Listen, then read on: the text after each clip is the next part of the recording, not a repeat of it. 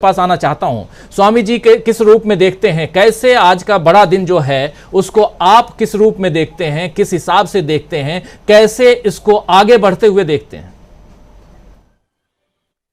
देखिए राजीव जी, जो आज राहुल गांधी ने 5 सेकंड में जो एक बात कही, मुझे बचपन के उस कवि की याद आती है जिनके बारे में कहा जाता था कि देखन में छोटे लगे घाव करें गंभीर।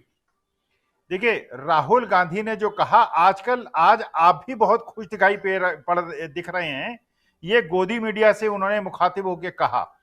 इसका मतलब यह है, अभी तक हम लोग सोच रहे थे कि सोनीपत में उन्होंने खेत में धान बोया है, लेकिन अब मुझे ऐसा लग रहा है खेत में तो धान उन्होंने बोया ही था, जो भक्त श्रेणी के लोग हैं उनके सीने पे भी धान बोया था, और जो गोदी मीडिया है उनके सीने पे भी उन्होंने धान बोया है। और बहुत बड़ा कटाक्ष है, आप इसका जरा विस्तृत इसका सोचिए। इसके बारे में उन्होंने ये कहा है कि इसका मतलब यह है कि आप लोग जिधर मुखातिब थे और जिसके प्रति आपकी भक्ति थी, आज आप बहुत खुश दिख रहे हैं। इसका मतलब यह है कि आप भी वक्त की नजाकत को समझ गए हैं, आप भी जो स्पंदन हो रहा है इस जमीन को उसको समझ गए हैं, और आपको यह समझ में आ गया है कि देश की जनता ने यह समझ लिया है कि नफरत और मोहब्बत के बीच में चुनना पड़ेगा।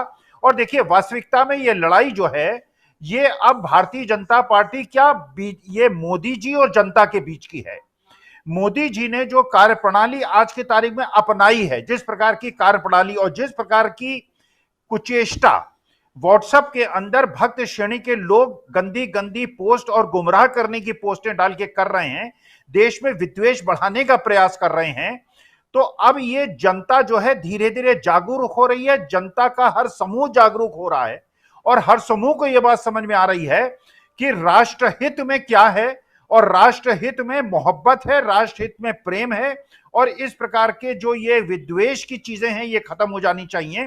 तो वास्तविकता में एक बहुत बड़ा कटाक्ष आज राहुल गांधी ने किया है कि देखिए आपकी एक तो जो व्यूअरशिप है वो कम हो रही है, जो लोग निष्पक्ष पत्रकारिता कर रहे हैं, और कल आपने सही में जो सुबह जो शाम को आपने प्रथम 2 मिनट के अंदर कहा था, वास्तविकता में मैं आपके श्रोता और दर्शकों की एक एक टिप्पणी को राजीव जी पढ़ता हूं, और जितना मेरे आपके दर्शक मुझे मिस करते हैं, सही मायने में मैं इतना ज्यादा उनको मिस करता हूं, क्योंकि एक एक टिप्पणी इतना भाव विभोर कर देती है, इतना मुझे इमोशनली चार्ज कर देती है। ऐसी ऐसी टिप्पणियां, इतना प्रेम, इतना सद्भाव।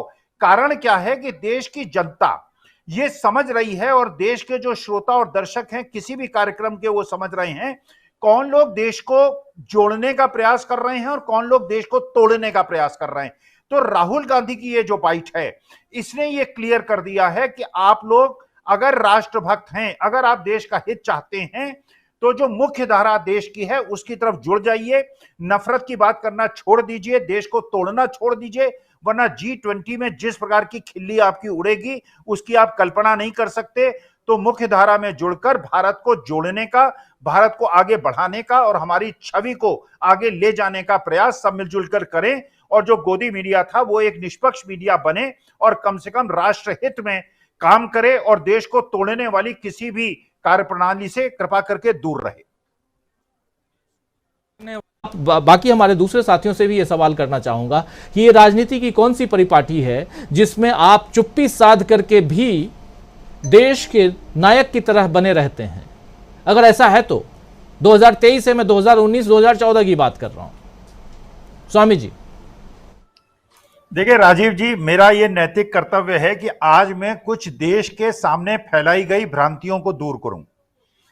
ये जो बीजेपी का स्टूल है ये 3 स्तंभों में खड़ा हुआ है। पहले ये कहते हैं कि विश्व में मोदी जी के आने के बाद डंका बज रहा है, एक।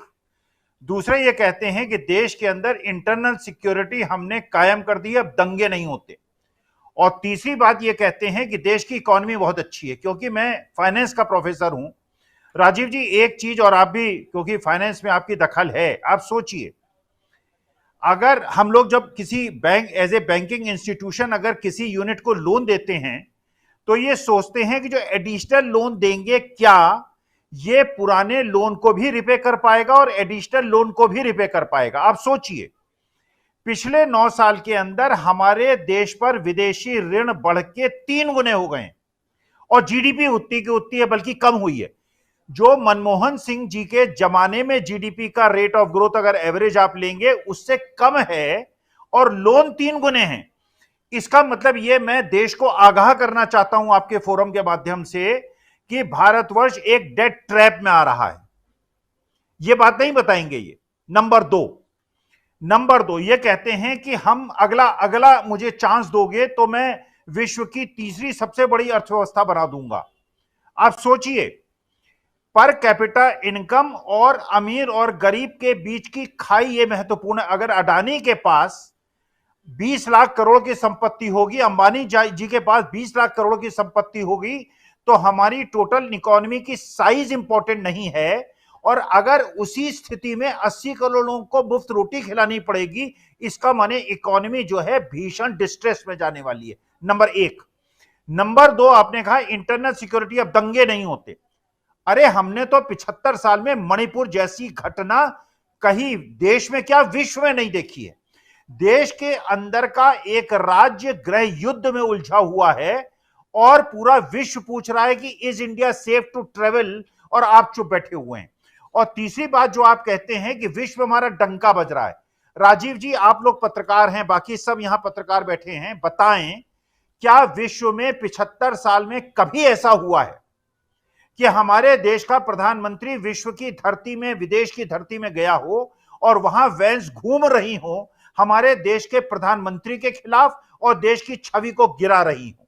ये जो प्लैंक्स हैं वास्तविकता में, असल में ये जो झूठ परोसा जा रहा है देश के सामने, इसका मुकाबला करने की आवश्यकता है। और देखिए, राहुल गांधी की जैसे आपने बात की, ये उस खानदान का आदमी है जो हमारी परंपरा है कि दाएं हाथ से दो, बाएं हाथ को ना पता चले। आप लोगों को शायद पता होगा, पंडित जवाहरलाल नेहरू की पत्नी एक बहुत साधारण परिवार की महिला थी, बहुत साधारण परिवार।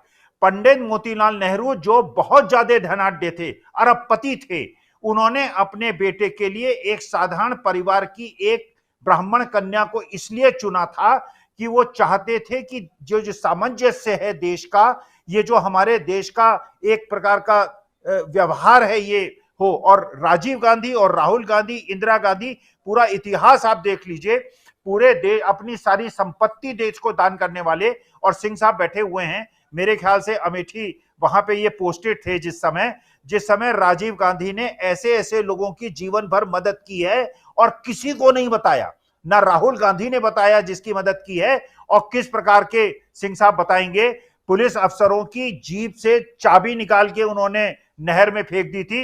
मुझे जनता से नहीं मिलने देते हो, तुम लोग मेरे साथ नहीं चलोगे। अकेले जीप में गए थे और गांव वालों के साथ बैठे थे और बात की थी। यह है नेहरू परिवार और गांधी परिवार की परंपरा। और दूसरी तरफ वो आदमी है जो 5 ड्रेस बदलता है, गरीबों को देख के दूर हो जाता है और अमीरों से झप्पी लगता है और उनके साथ बैठता है। अमीर और गरीब में जो फर्क है, उस फर्क को राहुल गांधी